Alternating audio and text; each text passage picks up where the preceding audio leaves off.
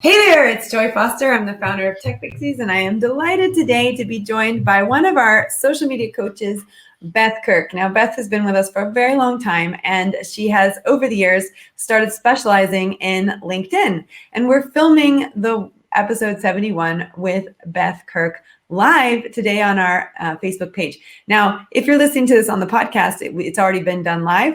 We would encourage you to join us on Thursdays on the Tech Pixies Facebook page, generally between 10 and 10:30. We film our live podcast, and you can get in on the actual filming and ask questions to the person who is being interviewed. So we are delighted that Beth is here, and we can't wait to jump in and talk about the 2021 trends in LinkedIn. So episode 71 is all about LinkedIn. Beth, thank you for joining us, and cannot wait. Just cannot wait to hear what's going on in LinkedIn in 2021. Hi, Joy. Thank you for having me. Well, last year's been a great year for social media all round, because obviously because of the pandemic, so many consumers have taken to social media to have fun at home, to share what's happening with their lives at home, to shop. Definitely. So big trends of growth in e-commerce doesn't necessarily affect LinkedIn, but that is a trend. So yeah, it's been a pretty awesome year for a lot of the social media platforms. And Microsoft have reported a huge growth in LinkedIn.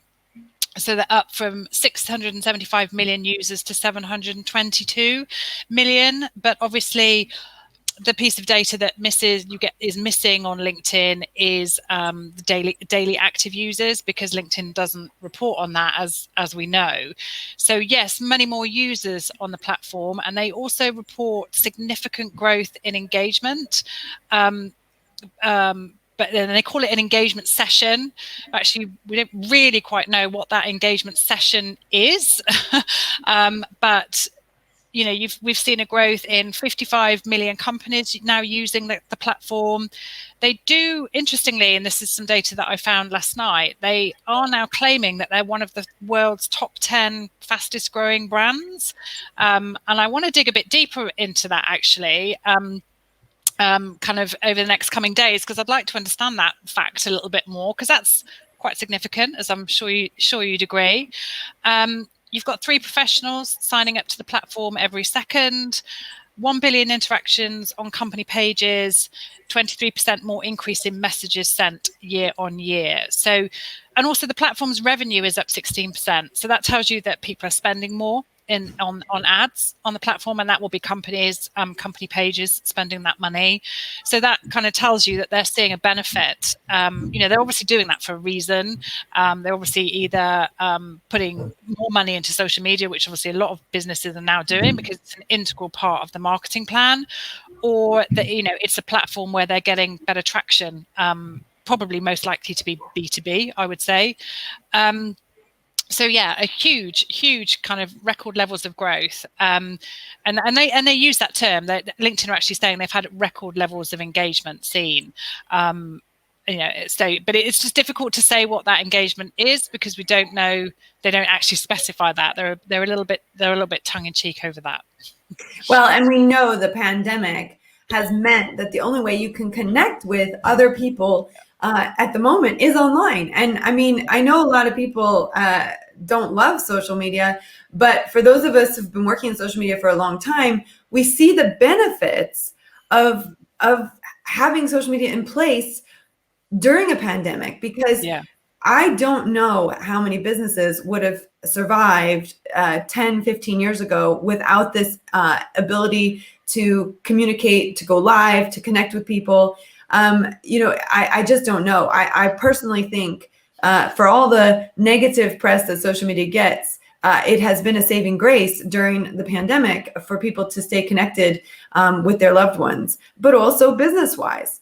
Yeah, I completely agree, because, people couldn't go shopping, but actually if you were a brand or a business that had your products available online, then people could buy them online. So as a business, you could still survive, and I think that's hugely attributable to social media. I think it's one, a really great stat that I picked up a few weeks back was, I think it's 1 in 4 purchases is online purchases is no, I think it's just general purchases is influenced by social media. So social media is hugely impacting what we buy and how we behave.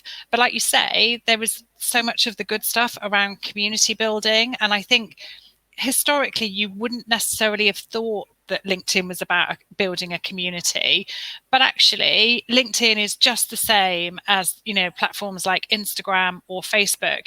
You can build a professional community on there. And, like one takeaway I'd really like people to have from this is, treat LinkedIn in that way. Don't become one of the people that are using the platform in a spammy way. So don't, because there's a lot of not great behavior on the platform with direct messaging, very direct, very salesy approaches, where people connect with you and they don't even explain why they want to connect with you or why it's beneficial for you to connect with them, and then immediately start sending you, very salesy DMs. Oh, And I hate that. I just tell you, I get so many DMs every day, and I'm sure you do too. And and actually, I mean, I probably shouldn't name names, but and I won't because I don't want to shame someone. But I have to say, there is a right way and a wrong way to do a LinkedIn DM. And I mean, I've got my LinkedIn up right now, and I'll try and pull up my DMs and just read 2 examples. But I've had a really good DM exchange recently with someone who's not trying to sell me something yet, but I can tell by just reading their profile they might have something they want to sell. So talk about that. Like, what's a good way to communicate and what's a bad way to communicate? The way that, obviously the way that we train at Tech Pixes is generally the way that I think everybody should do it. And that's, you need to, first of all, you need to read somebody's profile before you connect with them. Don't just look at their headline. Actually, read their about section, read who they are, read what their story is, read what they do. And then when you actually write the connection message, refer to that, give them a reason and suggest why it would be worth connecting. Because I'm getting to the point now where I don't connect with people unless I really feel that we've got a connection. I'm not doing it, because for me, LinkedIn isn't about a number of connections. It's about growing a community, and just constantly accepting connection requests isn't really it's not gonna do that for me at all. And any professional that uses LinkedIn knowledgeably knows that. So I think, make sure that you're reading somebody's profile and doing that. And I got a brilliant request the other day, and I'm going to share this on LinkedIn actually, where I'd been on a local networking event, and the individual had sent me a really lovely invitation, and it was probably a couple of days afterwards. And she'd written a note, and she'd said, we were at Business Buzz together, but I didn't get a chance to chat with you. I just thought it'd be really nice if we could connect on here as we're local, etc., etc. And that's the sort of connection request for me that I think works, and I think people should focus on doing. And then, yes, there are people that then tend to follow up those connection requests, but don't then try and sell somebody something.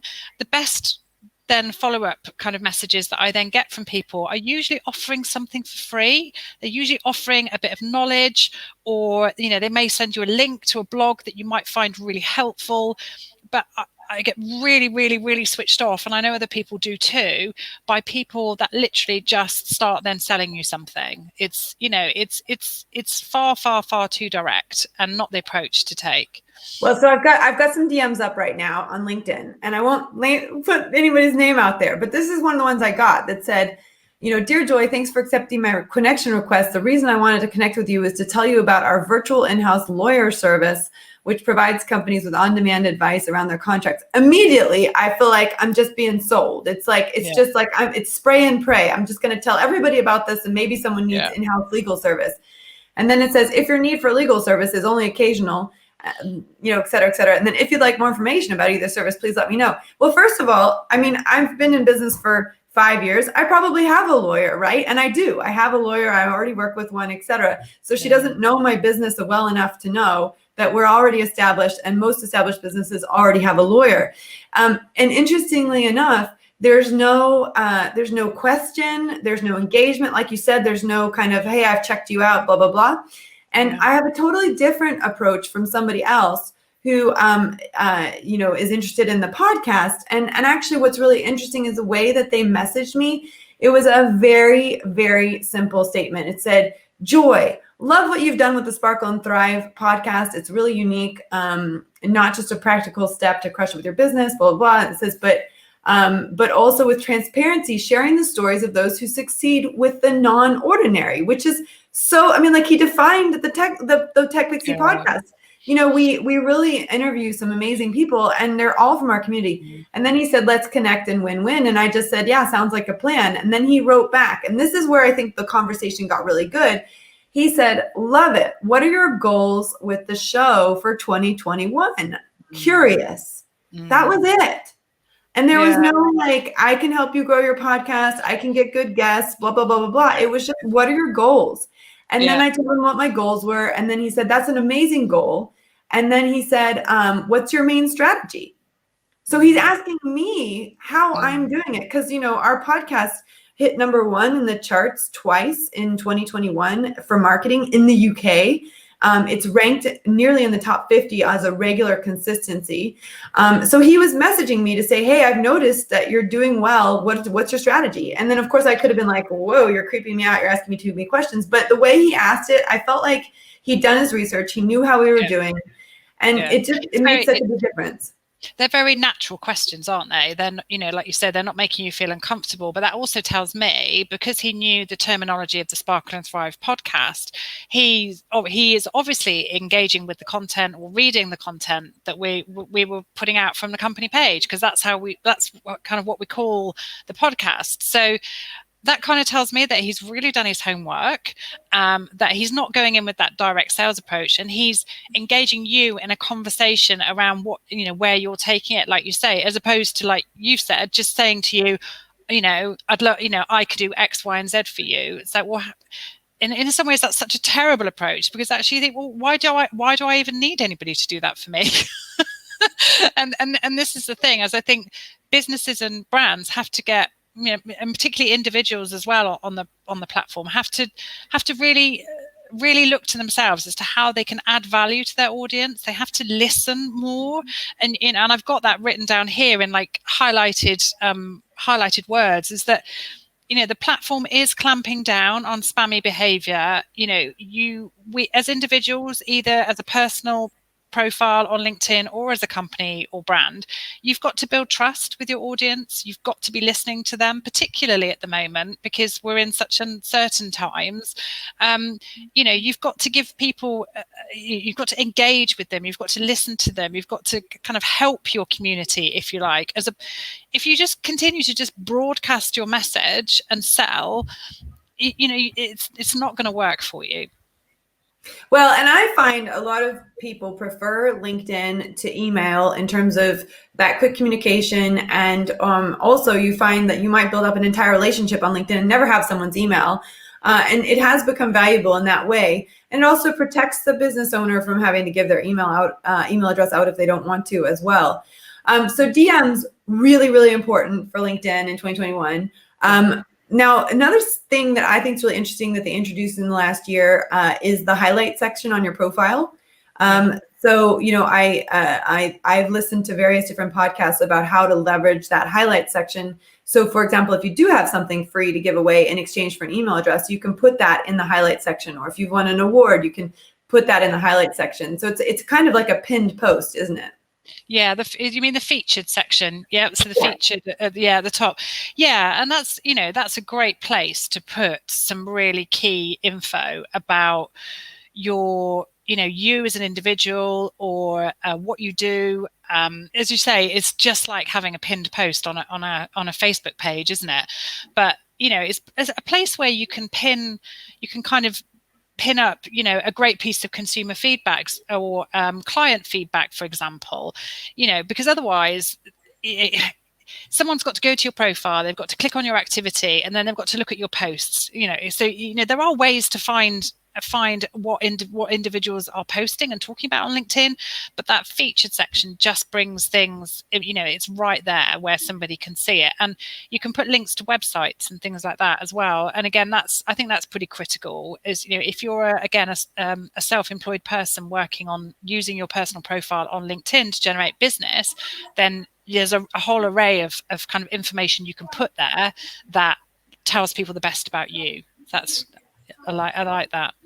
Well, and the one thing I see a lot of people making a mistake with is when they've got the opportunity to have a headline which says basically what they do right now. And I see so many people with outdated headlines because they just don't know that they need to keep that up to date. So you're right, that section that I call the highlights, you're right, it's called the featured section.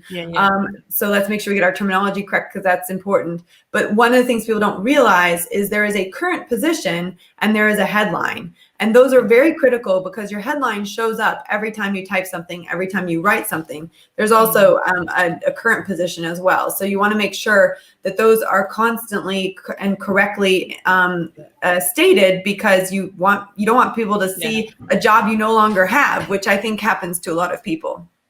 Yeah, and because your headline's really critical because it follows you around on the platform. So like you say, where you're commenting, that headline is being seen everywhere, which is why it is really important to get it right. And we do get a lot of questions at Tech Pixels, don't we, about women that want to change career, and how do they communicate that in a professional way on LinkedIn, because they may have maybe spent 20 years in one industry, but actually they really want to leave that behind and they want to go forward into a different industry or career that brings greater happiness or greater family flexibility or whatever it might be.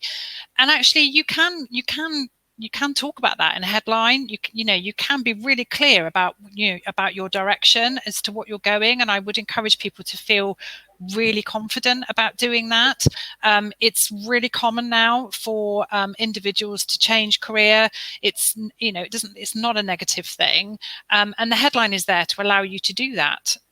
You can definitely refer to your past experience, but then why not add in something really impactful about the direction you're looking to go in? Yeah, and I was just reflecting back on episode 35, where we interviewed 3 different experts, and we actually talked about that. So check out episode 35, where we talk about how to talk about a career break on LinkedIn. I mean, that's really important.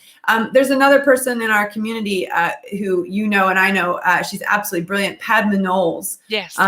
And I would highly recommend that you get on her mailing list. She just sent out this last week, like the 10 things you should not put on your CV. And I thought that was brilliant.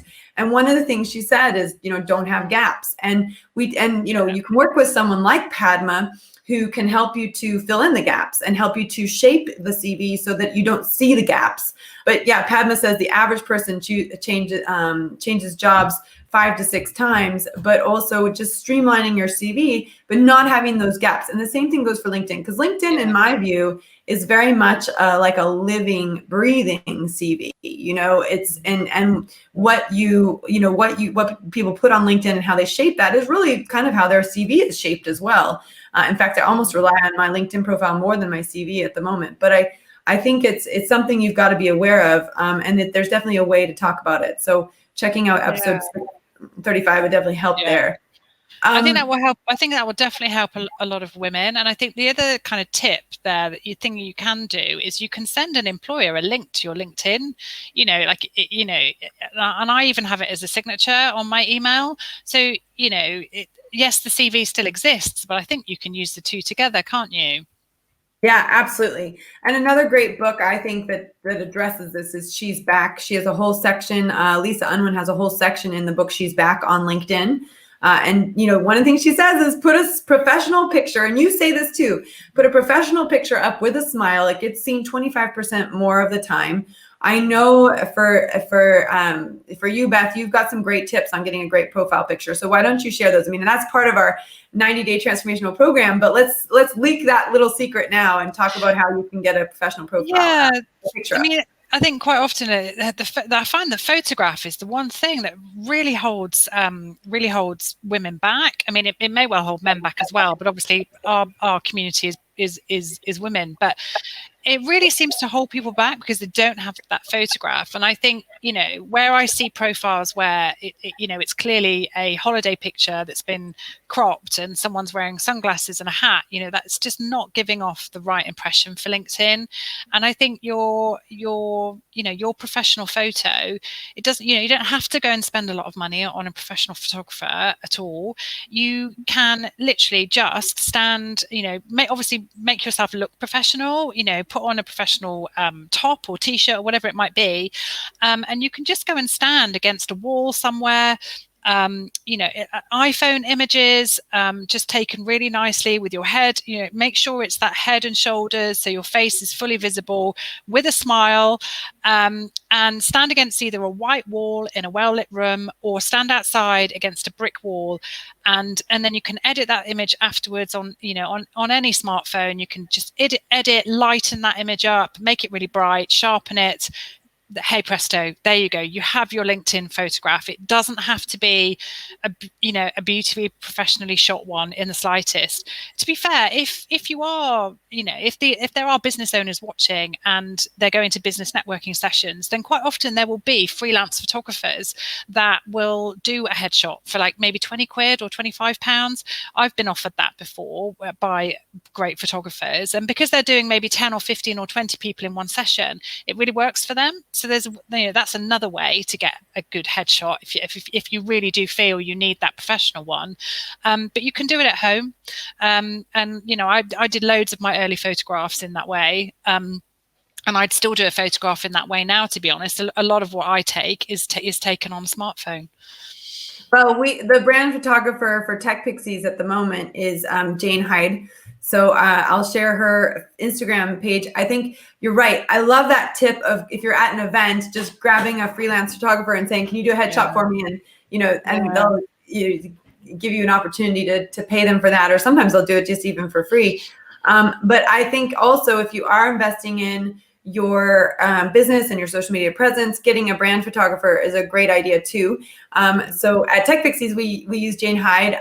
We've used her last year and we'll be using her again this year. She was a Tech Pixie. She was a assistant at a school in special needs, and she still does that, but she also now does her brand photography stuff, which is amazing. Yeah. So I think it's and the thing is that when you're in a community, there will be someone, even if you're not in the Tech Pixies community, you might be in a totally different community. If you just post in there, is there anyone who's a photographer who could do headshots? Obviously, during the lockdown, it's a bit tricky. You do kind of have to have your children or your spouse doing it in lockdown, but I do know photographers doing them outside, though. I mean, they still need to work. And so, I know of a local photographer to us, Joy, in Oxford, and she's doing all her shoots outside. So you just need the right weather. But yeah, it is possible. But it's not absolutely essential. It's just a nice, the right image taken of you at home or in your garden, or you're just against a brick wall somewhere. Yeah, I love the brick wall idea too, because what that does is it gives you a bit of color in the back. And so a lot of these pictures, especially with the profiles are small, having a bit of color in the background makes them pop. That was something that I learned from Elise Dharma, when she did her Instagram course. I thought that was a great tip of hers. But I think it's true for all the profiles. Having a little bit of color makes a difference. But even if you can't get color, I love the brick wall idea. There's brick walls everywhere in the UK. Easy to go stand in front of one. Yeah. And the phones these days are so good that the quality is really good. Yeah. And I think once people get the photograph up, they feel more confident about themselves, and then they feel more confident to get in, to start making sure their profiles being worked on and completing it. And then, and then they start to overcome, hopefully they start to feel more confident on the platform, because obviously what we know that one of the greatest pieces of feedback we get at the LinkedIn stage of the course is that so many people find this a platform incredibly intimidating, and it's just so important that we people are encouraged to use the platform in the way that it doesn't have to be an intimidating place. It's not all suits. There is that community present on there. You can build a community really nicely, just like you can with the other platforms. You just need to be using it strategically in order to be able to do that, because the platform's evolved pretty massively, and certainly in the last 3 years since I've been using it. So I go back 3 years ago, I did my first campaign on the platform, and it was a lot more formal on LinkedIn. And now it's not. There isn't that formality as such. There is a much more personal feel to the platform. You can, we're being encouraged now we're encouraging people to now share more behind the scenes stories, be really clear about your personal brand, what you stand for, what your values are, and using those kinds of techniques and strategies are what are really going to deliver growth for you on the platform. Absolutely. And let's, one last note that is a bugbear for me, and I want to know if it's a bugbear for you. And then I want to talk about some of these new features that are coming out in 2021, because those are really important. There's always the shiny object syndrome. What should I jump on? What should I not jump on? But let's talk about, lives and stories on LinkedIn. Let's also talk about the newsletter feature and other things. I know they're rolling them out slowly. But before we get to that, I guess the one little bugbear I want to say is, with your photo, everyone likes to put their best version of themselves out in this profile photo, which is great. But if it's the photo from 20 years ago, and then you actually get on a Zoom call with someone and you look totally different than you did 20 years ago, that doesn't serve you. So, put out a photo of you now, so that when you get on the phone with someone or someone connects with you, that what they see on LinkedIn or what they see on their social media profiles is actually what they see when they get you on, a Zoom call. Because it can be, and it's not to say that you don't put your best, profile picture out, but what it does mean is make it current, make it within the last 6 to 12 months. And try not to have something from 10, 20 years ago. I see that happening a lot, especially with women, because they feel more confident 10, 20 years ago.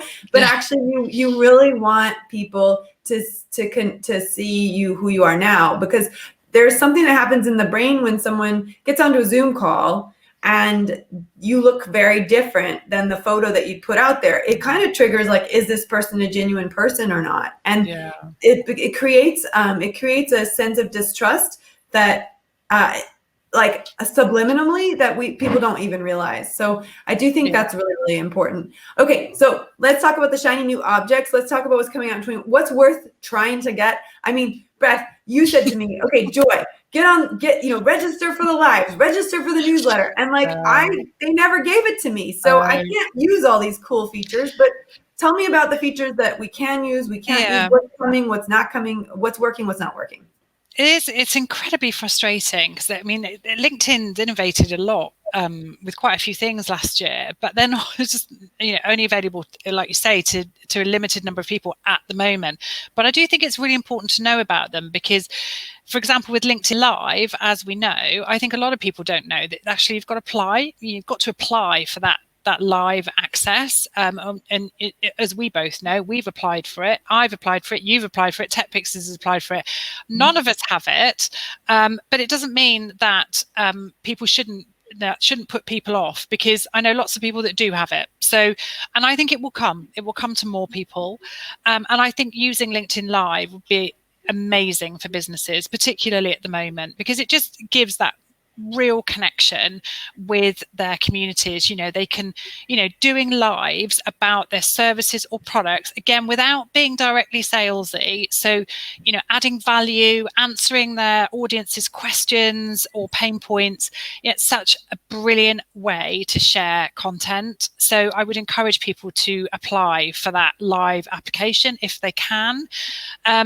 I do wonder, obviously the application form, as we know, we had to put in whether or not for TechPixels we went live on other platforms. And I automatically assumed that we would get that permission, because, we're live all the time, you're live regularly, and we still don't have it. So, and I'm quite surprised by that. I kind of felt that might push us up that queue, but I think we've got to keep trying for that.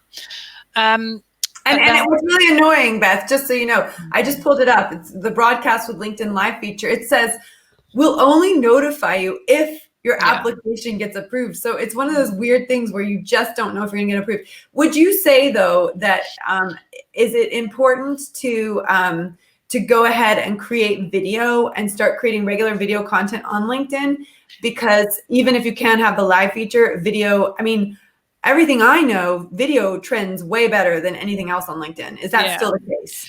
Well, it's not always. I think even just text only posts are doing really well. I do think video gives you a greater connection with your audience, and particularly video with subtitles. And I definitely think if you're a self-employed personal, if you're using LinkedIn from a personal basis, I think LinkedIn video could work really, really well for you. But again, I don't know whether or not that means that you're more likely to get a live application, because I do know 2 individuals in our area, in Oxfordshire area, who have got LinkedIn live access. And I know one of them certainly wasn't doing video before that. So who knows? I don't really know how those applications are being processed, but yes to video, yes, for sure. And definitely for businesses. But also don't overthink the video. I think people do overthink it. And I think even if you just go do a video for, a few minutes talking about a particular issue that your audience is currently facing and offering some guidance and assistance, that's great. That's a great use of video. I agree with you. In fact, if I was getting started in video, I mean, we've been doing video now. Well, last year in the 2020 trends breakdown, I said video is key in 2021. So I committed to going live every week on video. Our lives are about 30 minutes to 45 minutes. But if I was getting started in video, I would do 2 minutes. That's what I would do. Yeah. I would do 2 minutes once a week with a key point. Yeah, and makes it much less scary. There's a brilliant local business to us, Joy. I think SEO business, the Evergreen, Aaron Redmond Hawkins. So he did some video which I loved. I think it was early part of last year, where he talked for a minute, and his challenge was to get a really key point across in a minute. And I thought that was a really clever way to get going, because you could see him speeding up as he got towards the end of his minute. But he was getting his point across, and you knew it was only a minute. So, when you've got to tune into something maybe for 45 minutes, that's, that you're asking a lot of your audience. But I think short, snappy, helpful, certainly helpful. Don't do a video just about selling one of your products or services. Actually just do something really helpful. I think that's brilliant. Yeah, I love that. 1 minute tips. Well, I have a coach who said to me, write down like 52 topics, that like 52 questions people ask, or 52 things people are dealing with. And then literally just go live every week for, just a couple minutes and address like 3 little bullet points. And, I think that that's so true. And I think 1 minute is brilliant. And when we run our social media supercharge, and we have thousands of women sign up for that, we give them this challenge of doing a 1 minute live. And the reason for that is if it was any longer than 1 minute, we would never be able to watch them all, because there's hundreds of them. So, I can sit down and watch 100 1 minute videos in an hour and 10 and 40 minutes, but I can't watch, 100 5-minute videos. I don't have time. So 1 minute challenge is a great thing to do on LinkedIn, and the consistency is really important. Okay. Now, stories. Are people doing stories on LinkedIn? Like, what's that all about? I opened up LinkedIn and suddenly there were stories. And then I'm like, do I really want to do stories on LinkedIn too? Like, what's the deal? It is. I mean, they're predicted to grow, so it is quite limited functionality at the moment. But it's just another way, and this is clearly what LinkedIn strategy is. So they're giving users of the platform different ways to share their content. So they're letting them, they're introducing lives, as we talked about, and now and also stories. And stories should be with the majority of users. Frustratingly, I don't have them. I've deleted the app numerous times, but I don't have them. But I have seen them, and I have been tagged in them, so I kind of seen how they work. But it is quite limited functionality. But again, I think that will change. I mean, obviously, a lot of platforms have, developing the stories function now, because if you think about how important stories are on Instagram, and I'm still not sure I can see a story on LinkedIn being as important as it is on Instagram. But I do think it's a way for businesses and individuals to share a bit more about their personal brand and their kind of behind the scenes content of a business on LinkedIn. It is there for that, but because of how limited they are at the moment, it's difficult to make an assessment as to how important they're going to be going forward. But a couple of experts have predicted that they will be. Well, I just find it interesting that, basically once one network works something out that works, then the other networks adapt it.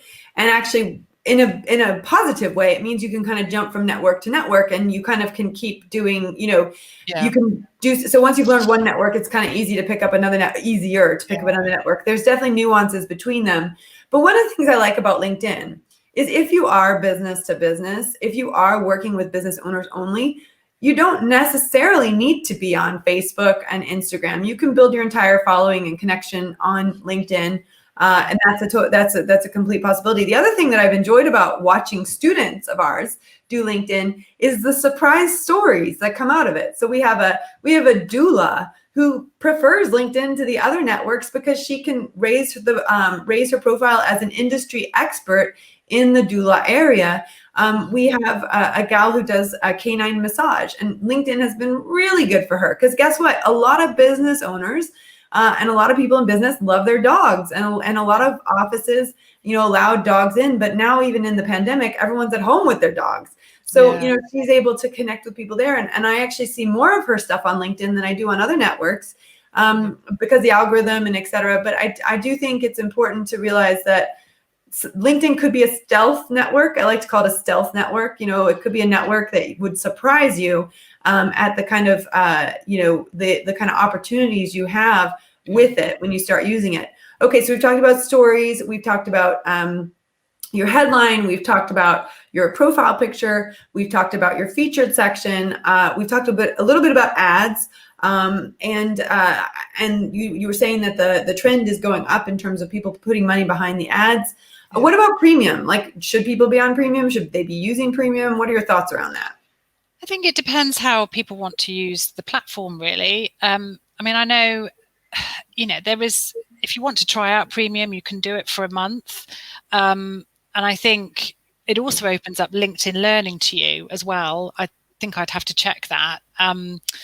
But you could potentially have access into LinkedIn Learning, and obviously with so many people at home learning new skills in 2020 because of the pandemic, I know that they saw a huge growth in people using LinkedIn Learning, and I know that's a fantastic resource that people can tap into.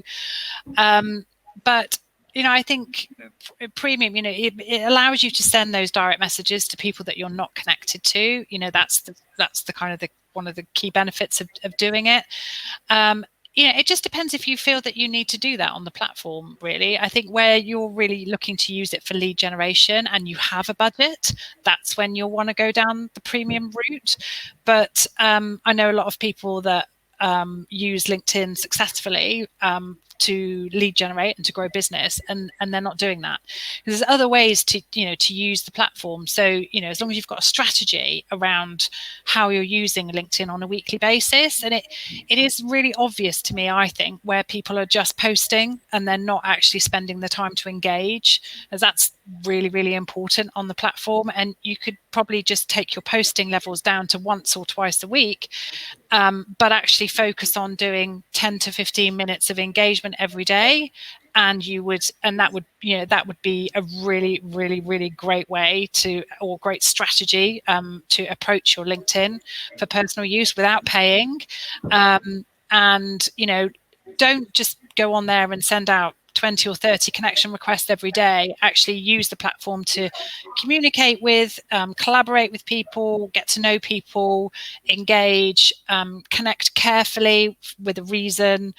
And that's probably a much better strategy for starting off with the platform. And then, I think where you've got people working for large, medium-sized businesses or larger, or where lead generation is incredibly important, that's where I think premium comes into play. Yeah, I think that's great. And I love, just that the tips we gave on the direct messaging at the beginning of this podcast, I would definitely go back and revisit those because it is about connecting with people. And right now, there's a good way to connect with people and there's a bad way to connect with people. And there's so much noise because everything is shifted online. So in order to cut through the noise, you've got to genuinely connect with people in a good way. And that means doing the research and looking them up. And that's also why having your profile up to date is really good too, so that people can go and do their research on you before they connect with you, and that you're not missing anything that's important. So Beth, before we wrap up, I mean, is there anything we haven't discussed that you think is important for people to know about LinkedIn in 2021? I think, like I said earlier, I think the platform's giving us different ways to share content and to connect and to communicate. And so we've talked about lives, which I think, if you can get permission for lives, then that's amazing. Make that application and keep your fingers crossed. And there's stories, but there's also events as well. So events are new. And again, I think they're great ways to, for example, if you're trying to grow a network on the platform within a particular local area, I've been invited to a couple of networking events that have been hosted via an event on the platform. So I think, that's again another great way to connect. The other thing that I wanted to mention was obviously there's more job seeker tools now as well. So the platform, you can put up on your profile that you're open to opportunities, and you also have the option to add that you're hiring as well. So again, it's clearly making it very obvious to anybody looking at your profile that you are open to work, and I would encourage people to use that functionality to make it really clear that you are open to conversations. And again, that's LinkedIn showing its support, because obviously we have a tremendous amount of people that are now in a situation where they need to find work because of the pandemic. Yeah, absolutely. Well, and now is the best time to get onto LinkedIn if you haven't been on it. And for women, there's a huge advantage as well, because there's fewer women than there are men. And as companies are starting to want to make sure that they are more inclusive of women and also of diversity, if you can tick those boxes, get yourself onto LinkedIn, because that's where the recruiters are also looking as well. So. Yeah. Beth, look, I want to thank you for your time. This has been wonderful. Of course, if you want some coaching from Beth, we have, she does our social media coaching in the Social Media Magic program, which is a 90-day transformational program. We will be rolling out Social Media Supercharge again the beginning of February.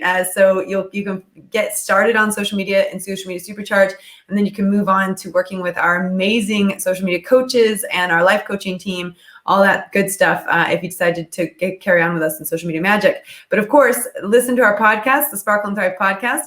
We've got this whole series on what's trending in 2021, talking to our experts in our team who live and breathe this stuff, so they know what they're talking about. And I just want to thank you so much for your time. And of course, if they want to follow you as well on Instagram, they can follow you at Socially Oxford. Yeah, you helped set a trend. You and Sophie, you all have set the trend for the socialies, I think. But you claimed Oxford, which I love. You're very well networked within Oxford, and it's just such a blessing to have you on the team. So thank you, Beth. I would challenge anybody who's listening, who's wanting to connect on LinkedIn, to connect in the way that we suggested at the front of the podcast. So with either you or me. Yes. So come and connect with us. Tell us how and why you want to connect, because that would be great. That would mean that you'd listen to our tips. Yeah, always add a note, and then make sure you do your research. And I guess the one last thing that I would say, and you're really good at this, I'm terrible at it, but I do think it's something that I need to get better at, is asking for recommendations. So, one thing you could do is just spend some time reaching out to people every day who you've worked with and just saying, hey, I would love it if you give me a recommendation. I would be happy to give you one too. That reciprocal game where you're building them up, they're building you up. But I think that's also a great reason to connect with someone. But I do think still connect first and then make your requests. I think it's like all the other social media platforms, and I've been using this expression for years, is that you do have to give so much more than you take, if that makes sense. So, if you want people to endorse you, then go and endorse them. If you have had a working relationship, don't just ask them for the endorsement. Go and endorse them at what they're really brilliant at. or, and then actually you're much more likely to find that they reciprocate. Social is about being social. So if you want people to support you, then make sure that you support them. And the recommendations thing, I think people really struggle with that because they don't know how to reach out to somebody from 5 years or 6 years or 7 years ago. But you can do that, and you could even just strike up if you still have someone's personal email address, you could strike up the conversation that way and then move it over to LinkedIn for the recommendation, or you can just do it via the platform. But as long as you personalize that note to them, reminding them how you know them, hopefully they will remember you. If you're asking them for a recommendation, you probably had a working relationship with them. So, and just highlight to them that it would be really helpful to you, particularly if you're job seeking.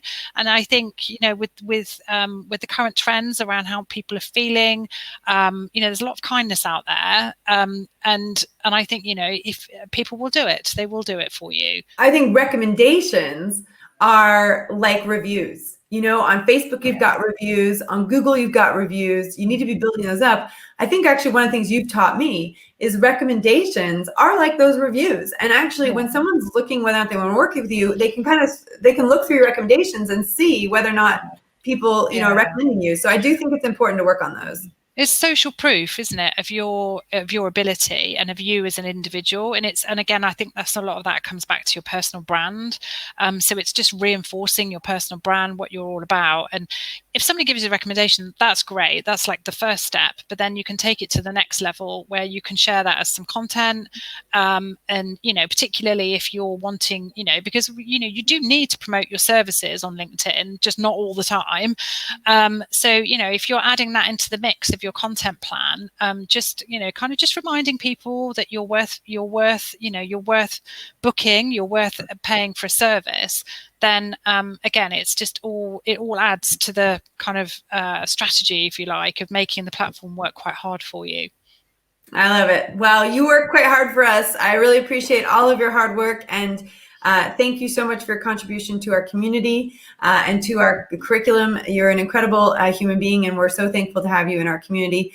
And thank you for this incredible, power-packed, tip-packed 40 minutes or so where we have really gone deep onto all the different features on LinkedIn. And of course, if you're listening to this and you're like, I don't even know where to start, well, you need to be joining Social Media Supercharge for sure. So socialmediasupercharge.com, you can get on the wait list for our February group, and we hope to see you in there. You'll have a blast. You'll get to do your first 1 minute live and learn how that feels, get over that fear, and then you can actually take up Beth's challenge and go do a 1 or 2 minute live per week on any platform that you want, but particularly on LinkedIn if that's something for you. All right, so we're going to wish you the best. Have a great week, and thank you for listening to us, and we'll see you or hear you. You'll hear us on the podcast next week. Thank you. Thank you. Thanks for having me.